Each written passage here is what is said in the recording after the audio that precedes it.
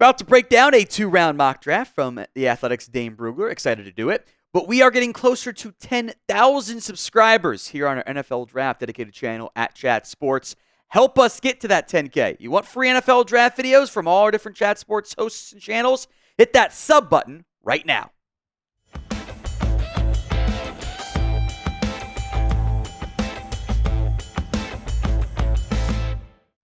Let's dive into Dane Brugler's mock draft. Cam Ward, the first pick here, the Miami Hurricanes quarterback to the Tennessee Titans. They need a quarterback. Massive uncertainty in general about the quarterback class in this year's grouping, but Titans in theory find their franchise guy at number 1.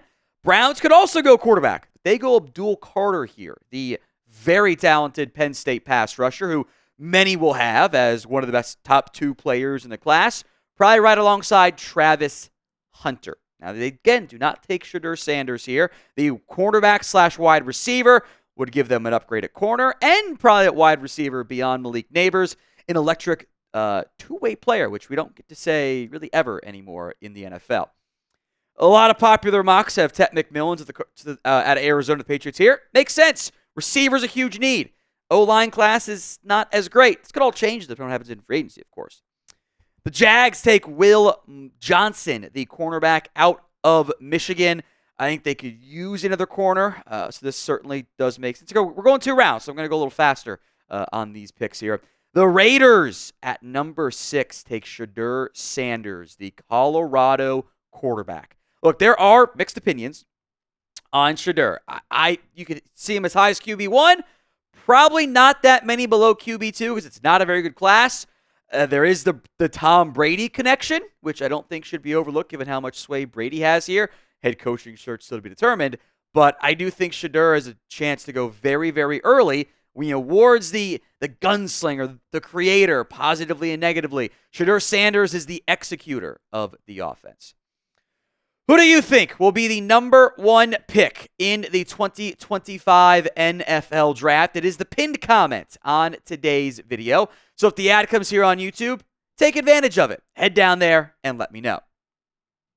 Number 7, Mason Graham, the defensive tackle. Again, kind of uncertain what their future is going to look like overall, but taking the best player to pair with Quinn Williams, boy, that sounds fun. Jalen Walker was a linebacker edge hybrid at Georgia. Probably does some more of that in the NFL. I'm curious how much size he truly ends up offering. I think there are some concerns there, but Panthers badly need defensive talent.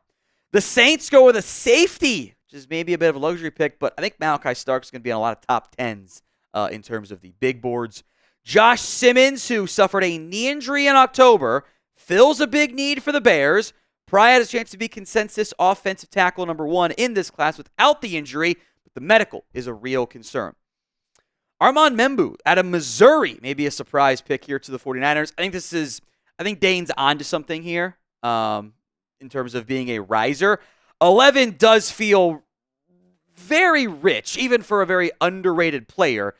Dane also points that he has tackle guard versatility, which could be appealing to San Francisco. Luther Burden III out of Missouri. Now, I actually love this fit for Dallas. They need another explosive playmaker. They don't have that outside of CeeDee Lamb. I think Burden and his after-catch ability fits really well in Dallas, even if it's not Ashton Genty. All right, Will Campbell, the LSU offensive tackle. I wonder if he's a guard. And maybe that benefits Miami since they did spend a second-round pick last year on Patrick Paul. O-line help still an area of concern for the Finns.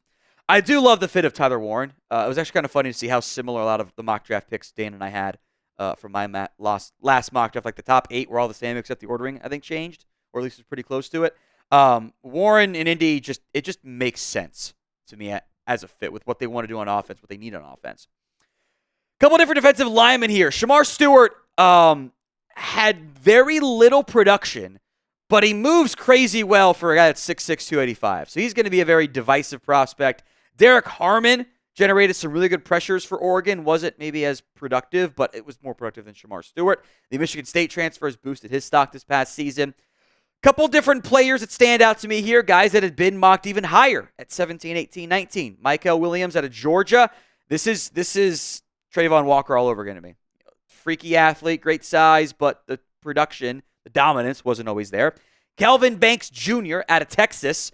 I think he could be the first tackle taken. I like what he offers. There are some concerns with just consistency of the play, the fit in, with what Texas kind of covered up at times in the offense, but I like him even, I think, higher than Dane does.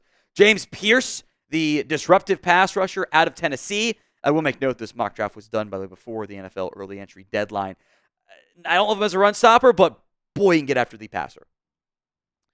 Today's show is made possible by Game Time. Game Time's got a new feature. It's called Game Time Picks.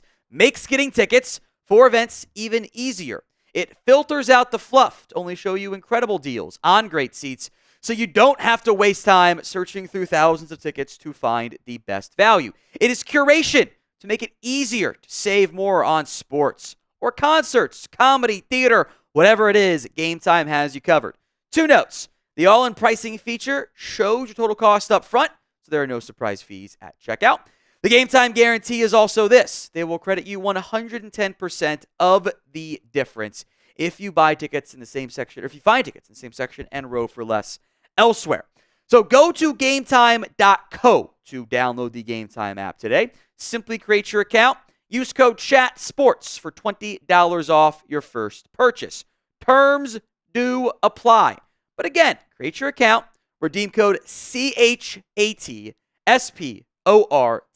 CHATSPORTS, for $20 off your first purchase. Terms apply, but go download Game Time today over GameTime.co for last-minute tickets, the lowest price, all guaranteed. Then Denver at number 20 ends up getting Ashton Jeanty. And Dane does make a good point. Even outside of Dallas, there aren't a ton of obvious running back needy teams that maybe don't have a bigger need somewhere else. Jeanty in Denver, though, is a lot of fun for what I think Sean Payton could do on offense. All right, Pittsburgh gets Emeka Egbuka, which in theory would maybe help snap the talented but attitude, personal character, whatever you want to call it, concerns at receiver. Colston Loveland to the Chargers. It's going to be such a popular pick. Jim Harbaugh gets a Michigan man to fill a need. Yeah, tracks to me.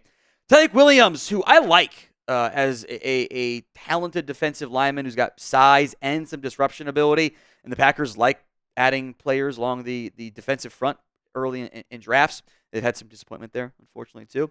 24 is a bit of a surprise to me. How about Caleb Johnson, the running back out of Iowa? There's several running backs, we'll get to Omari and Hampton a little bit here, that if it weren't for to be like, yeah, that's probably worthy of being the number one back taken, Johnson fits that mold. I do think he fits very well with what Kevin O'Connell wants to do on top of that.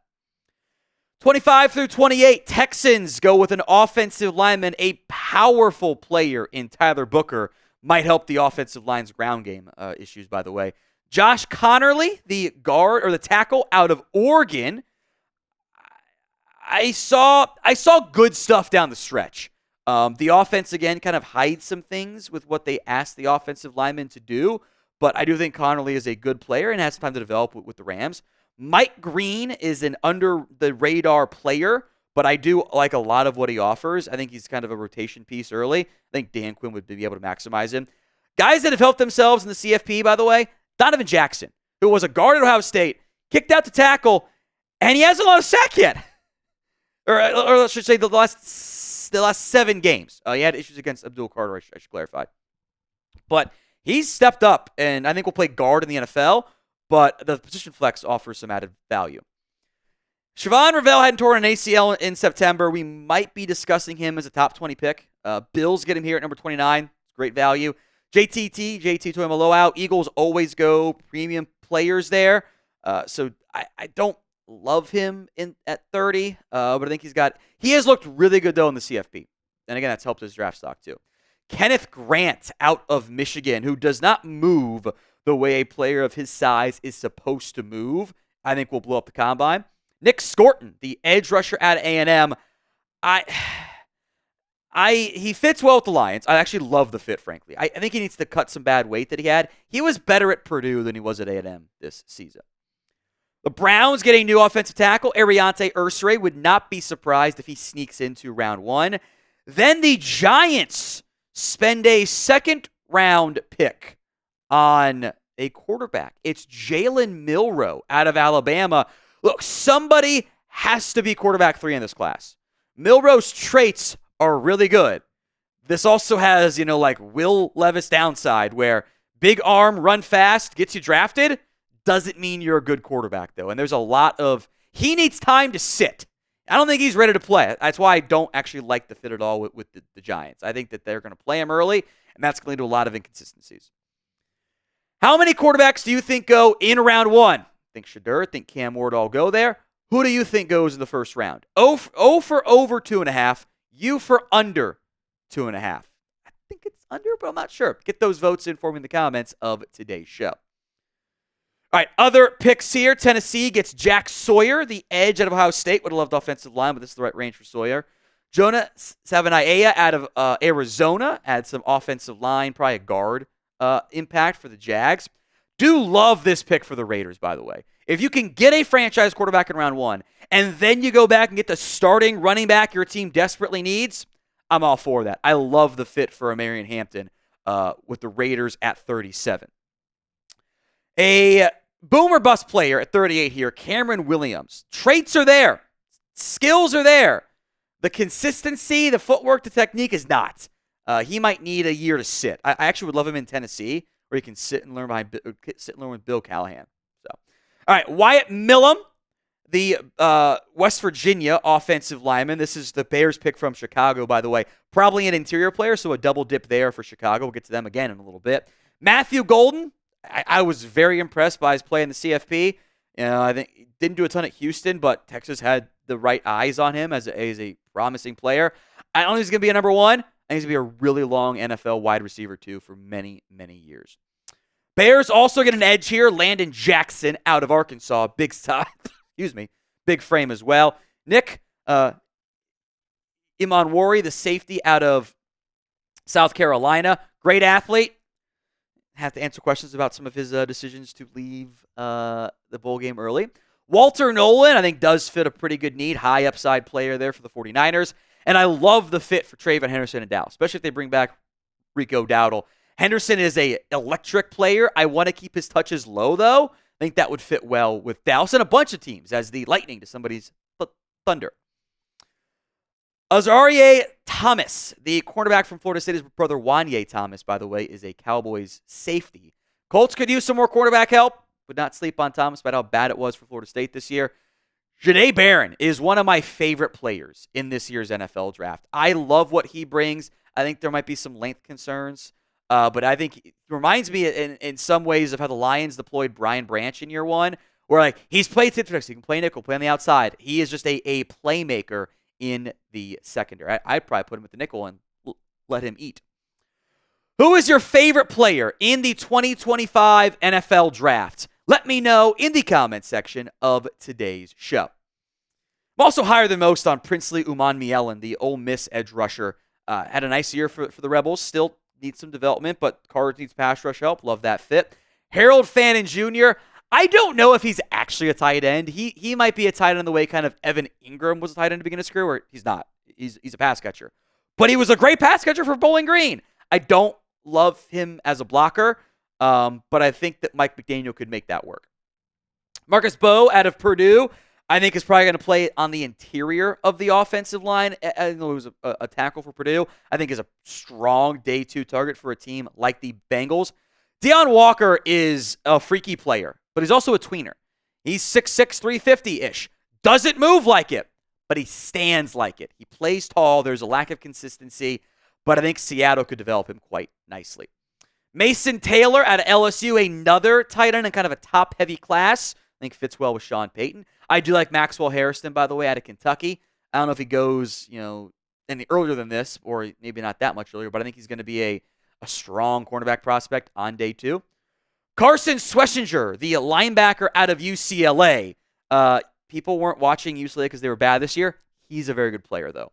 Jordan Birch is really interesting to me because I would not be surprised if he really tests well at the Combine this year. And you finally saw some of the growth. He was a 4-year player before this season, had a grand total of 7.5 sacks. He had 8.5 this year alone, and he showed some of that immense athletic ability. Josiah Stewart, it's another Michigan man to LA, but it makes sense. It's the right range, fills a need. I don't hate it there at all, even if it is a bit of a, Chargers being a bit of a meme of themselves with Harbaugh there. It's not wrong. Donovan Ezaraku out of Boston College, another promising day 2 edge. We stick with the defensive lineman run here. Alfred Collins to Carolina. They need help beyond Derek Brown. I like that fit. Trey Harris to Houston. I think in a receiver class that gets a little bit thin beyond some of the top guys, I do like Harris on day 2. I also love the Jihad Campbell fit in Baltimore. In fact, I'm pretty sure I put him in round 1 in my mock draft of the Ravens. Love that fit. Dane had him at linebacker / edge. I'd probably put him at linebacker more than anything. Although he can blitz. Elike Omenor out of Stanford, one of my guys. That's a really good fit with Terry McLaurin in the receiving corps in Washington.